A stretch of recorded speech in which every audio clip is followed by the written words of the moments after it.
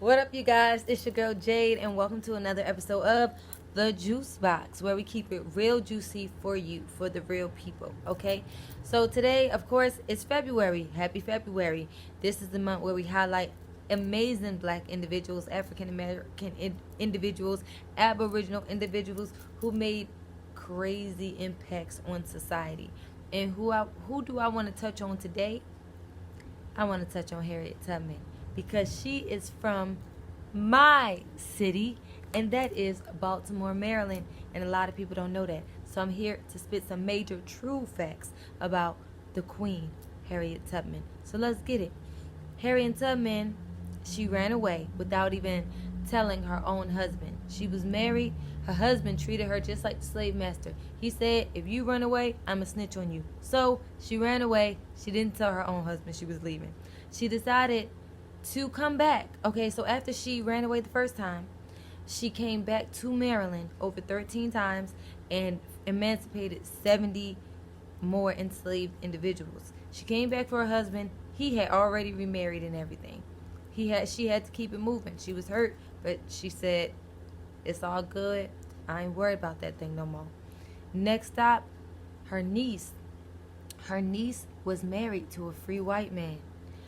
Even though she was married to a free white man and had children, she was still, her and her children were about to be auctioned, off for, to whoever wanted to buy them, the part of the slavery process.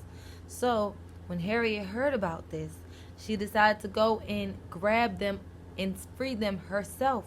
So they came up with an elaborate plan in order to save her niece. This is what happened. Harriet Tubman's niece, she was married to a free white man. During the auction, when everybody was placing their bids, her husband, the free white man, kept placing his bid too. Even though he didn't have any money, when someone tried to place a bid higher than him, he still raised his hand. When it was time for the bid for the who is that person who calls out the bids? The organizer, whatever his name is. When it's time for the organizer to take a break, the free white man took his wife and the children and guided them to a certain part of town where they hid. And then Harriet took it from there, and that's how she saved her own niece, emancipated her own niece.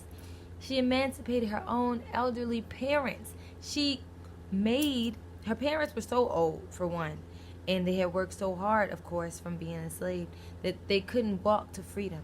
So she made a one-axle cart, and stole a horse and rode her parents into freedom.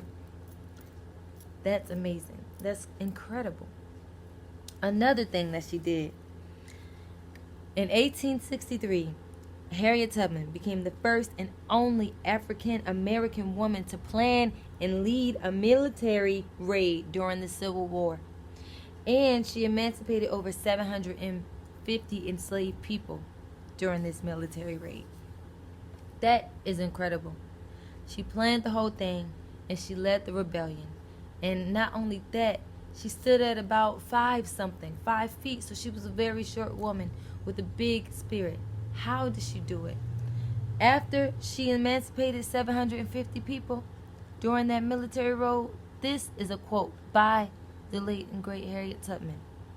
I prayed to God to make me strong and to be able to fight, and that's what I prayed for ever since.